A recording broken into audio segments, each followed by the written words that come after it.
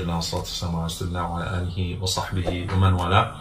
And Allah subhanahu wa ta'ala forgives everyone, but there are some conditions, and one of those conditions is that they don't hold hatred in their hearts.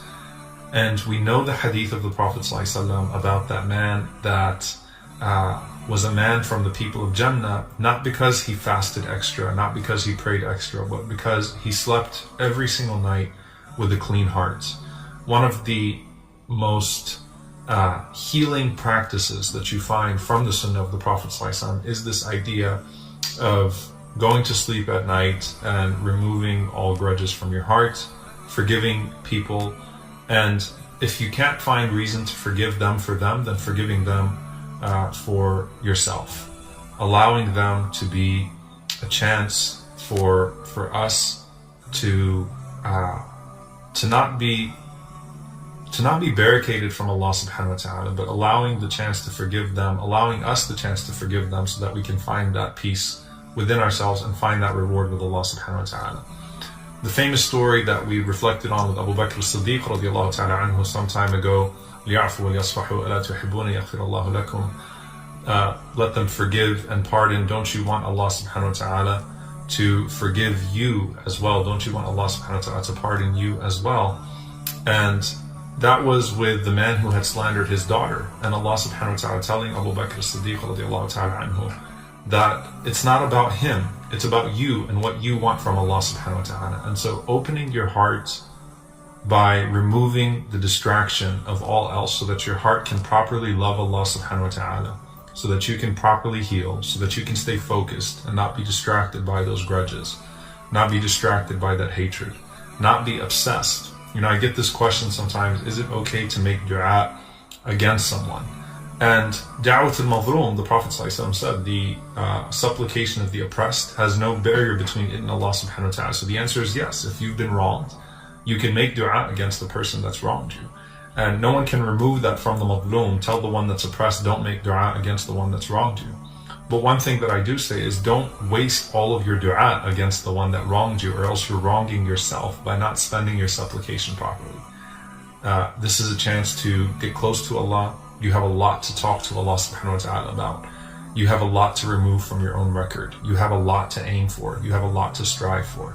So taking the time out to say, you know what, if I can't find any reason to move on from this, from that person's side, I'm going to move on from it for myself, and so that I can seek that elevation with my Lord, that elevation of status, that peace of mind, that purity of heart, so I can focus on doing what's important, and I can focus on making the strides necessary for my own betterment and for my own akhirah, for my own hereafter. And especially one of us is always threatened by death at every moment of our lives. It's unpredictable, and it could take any one of us. And so many people die with unresolved disputes, with unresolved grudges, and having let those things consume them, and never having had the opportunity to reconcile. In fact, so many people let others die without having that chance to reconcile with them, and then live the rest of their lives with regret for not having taken that step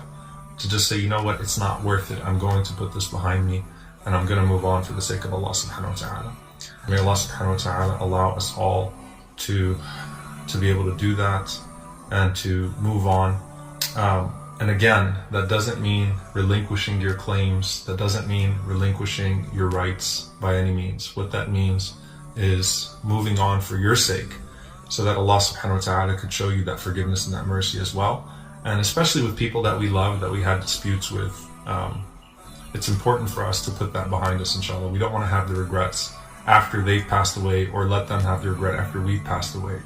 And then the only time that gets resolved is in the presence of Allah subhanahu wa ta'ala. So I personally want to seek forgiveness from each and every single one of you. If I've ever said anything or done anything that's affected you or hurt you, if I made a joke that was insensitive, or was dismissive in something that I said, or you found something that I said to be harmful, then please do forgive your brother.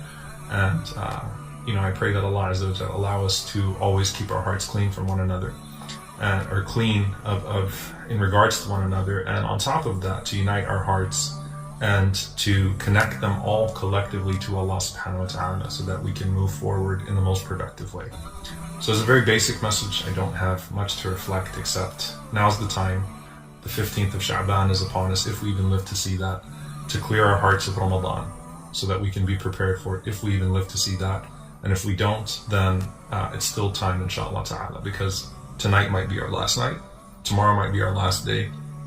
No grudge is worth missing out on the forgiveness of Allah subhanahu wa ta'ala, or leaving something in the background that distracts and pulls all of us away. So may Allah subhanahu wa ta'ala forgive all of us for the wrongdoings that we've committed against others, and may Allah subhanahu wa ta'ala heal us with the wrongdoings that were committed against us, and may Allah subhanahu wa ta'ala allow us to collectively remain focused on Him and connect to Him, and to pull one another up for the sake of Allah subhanahu wa ta'ala.